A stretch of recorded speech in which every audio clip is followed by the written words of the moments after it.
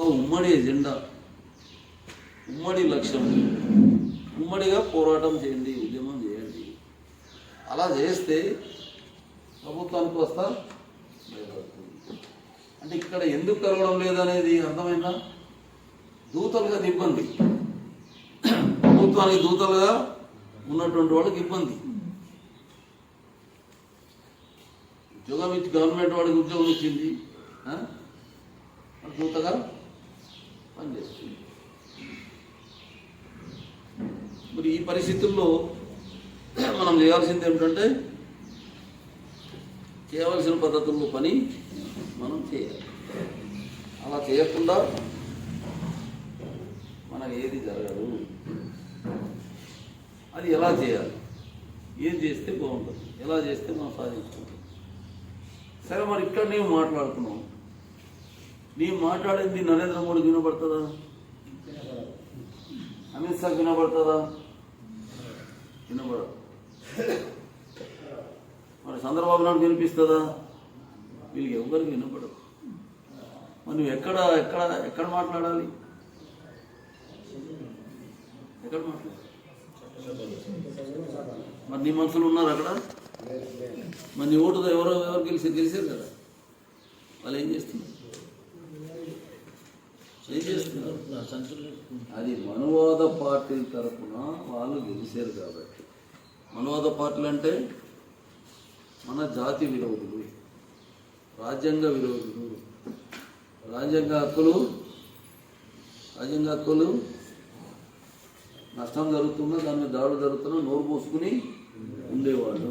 వాళ్ళు ఎవరు? రాజకీయ బానిసలు, ఆ పార్టీల బానిసలు.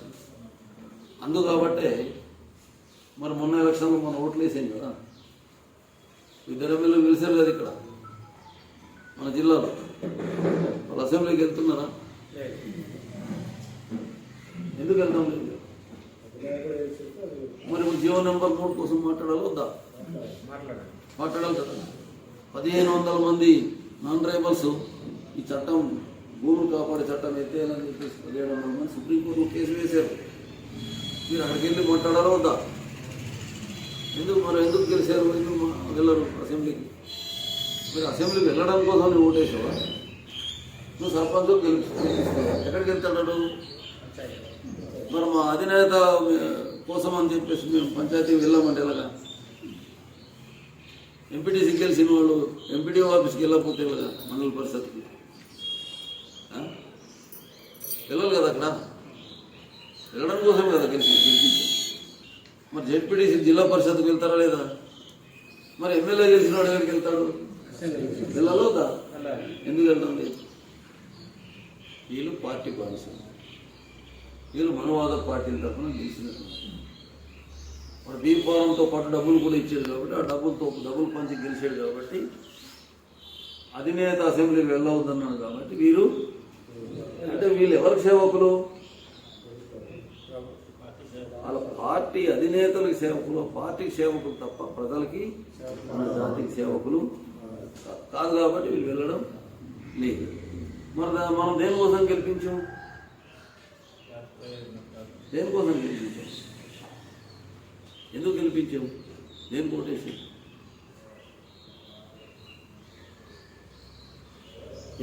మనం ఆలోచించాలి. మన సొంత బుర్ర, మన బుద్ధి వాడాలి, మన జ్ఞానం వాడాలి. అది వాడకుండా మనం ఇక్కడ ఎవడేది చేసినా తెయ్యమనుకొని చెప్పేసి మనం పోసిప్పుకొని వెళ్తే మన గోసి కాలిపోతుంది, ఉన్న గోసి ఊడిపోతుంది, ఏముండదు మనకి. అందుకే ఆలోచించాలి. మనం ఎందుకు వాళ్ళు ఓట్లు వేసామో మనకు తెలియదు, ఓటు వేసిన గెలిచిన వాడు ఎందుకు గెలిచాడో పార్టీకి తెలియదు. ఇలా ఉన్నది మన పరిస్థితి. అర్థమైందా? ఓట్లు ఎందుకు వేసామండి? ఆ రోజు చావు బతుకుల్లో రకరకాల వ్యాధులతో, మలేరియా జబ్బులతో, డయేరియాతో భయంకరంగా వేల సంఖ్యలో చచ్చిపోతుంటే మరి ఆ ప్రాణాలు కాపాడిన చరిత్ర. 100 గ్రామాల్లో కాలినడకన తిరిగాం. ఆ రోజు సైకిల్ లేదు, బైకులు ఎక్కడ ఉంటుంది, బండి ఎక్కడ ఉంటుంది, నడిచే తిరిగాం. అవన్నీ అధ్యయనం చేసి ఇదంతా చేస్తే ఈరోజు ఆరోగ్య సదుపాయాలు మెరుగుపడి జిల్లా హాస్పిటల్ కానీ మారుమూల ప్రాంతాల హాస్పిటల్స్ కానీ ఇవన్నీ వచ్చాయి. సిహెచ్డబ్ల్యూ వ్యవస్థ ఎలా వచ్చింది? ఇవన్నీ మన ప్రయత్నం మూలం చేయవలసిన పద్ధతుల్లో పని చేసాం కాబట్టి వచ్చింది అది, లేకపోతే రాదు. అప్పుడు ఏం చేసాము అది రావడానికి? మన హాస్పిటల్ రావడానికి, దోమతెరలు రావడానికి, మలేరియా పిచికారి చేయడానికి, జబ్బులు అరికట్టడానికి, ఊరూరు డాక్టర్లు మందులు ఇవన్నీ ఎలా వచ్చింది? నేను జాతీయ మానవ హక్కుల కమిషన్కి గవర్నమెంట్ మీద ఫిర్యాదు చేశాను, గవర్నమెంట్ మీద రాష్ట్ర గవర్నర్కి ఫిర్యాదు చేశాను, అసెంబ్లీలో దీని మీద పోట్లాడాను, న్యాయస్థానాల్లో నేను ఈ గవర్నమెంట్ మీద పిటిషన్లు కూడా పెట్టాను. దానివల్ల గవర్నమెంట్ ఎరవలు ఇలాంటివి వచ్చాయి. మరి ఇప్పుడు గెలిచిన వాళ్ళు అసెంబ్లీకి వెళ్ళకపోతే పోయి రీపని ఎలా చేయాలి కదా?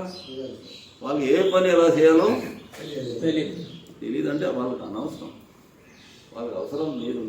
చచ్చినా వాడు సంబంధం లేదు, నీవేమైనా కూడా సంబంధం లేదు, నీ భూమి పోయినా సంబంధం లేదు, ఎవడు నీ భూమి అడిగి లాక్కున్నా సంబంధం లేదు. ఎందుకు అంటే మనం గెలిపించింది ఎవరిని గెలిపించాం? మనుధర్మం మన శత్రువు. ఆ మనుధర్మాన్ని పాటించే రాజకీయ పార్టీలన్నీ కూడా మన శత్రువులే. ఆ శత్రువు ఎవడో మనం తెలుసుకోవాలి.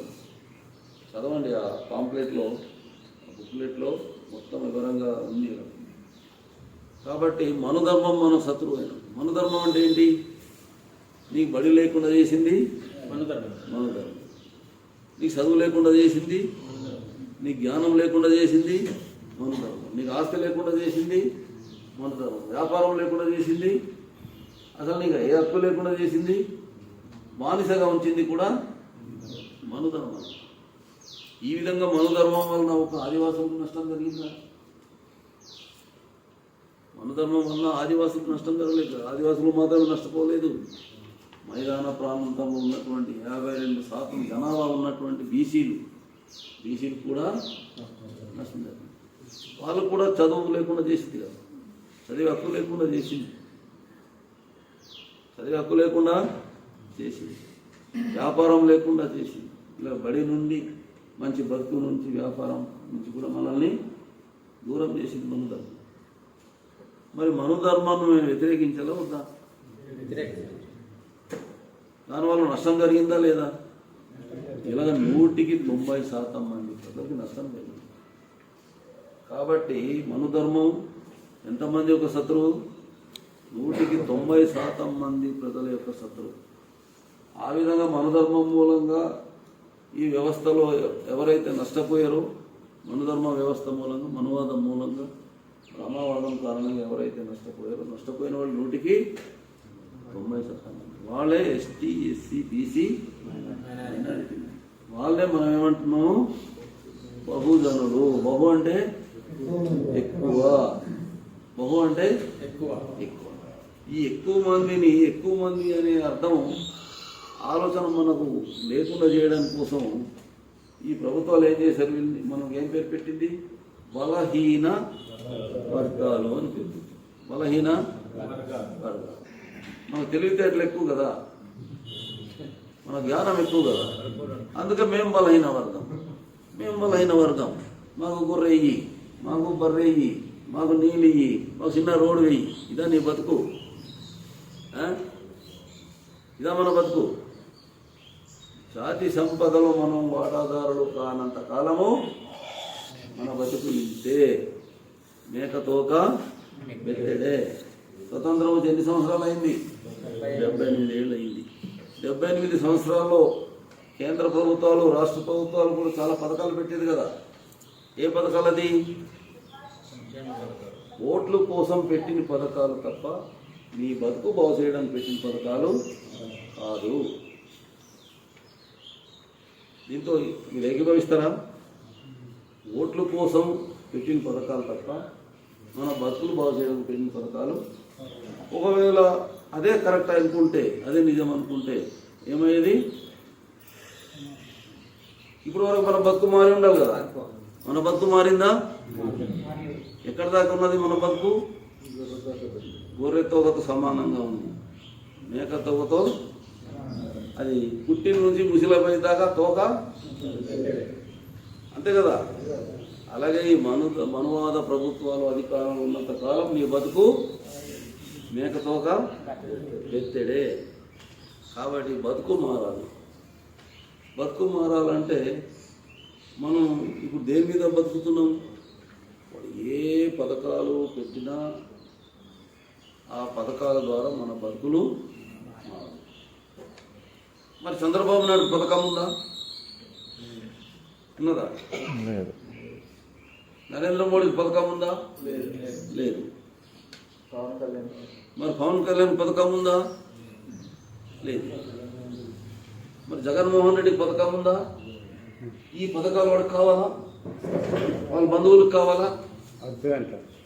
కావాలా వాళ్ళకి? నీకు ఇచ్చే బియ్యం మెతుకులు తింటాడా? వాడు పెంచుకొని కుక్కలు పెడతాడా బియ్యం మెతుకులు? ఆ కుక్కల కంటే మనం అధ్వానం. అందుకే బియ్యం అనుకుంటున్నాం. ఆ బియ్యానికి మనం ఓట్లు వేస్తున్నాం. అర్థమైందా? మరి కుక్కలు తినాలి బియ్యం తినేటోడు ఎవరు? కుక్కల కంటే అధ్వానమా కాదా? మరి అలాంటి కుక్కలు మనం జబుదరం అయిపోతున్నాం. తిని మనం జబుదరం అయిపోతున్నాం. దానివల్లే జబ్బులు జ్వరాలు పెరిగింది.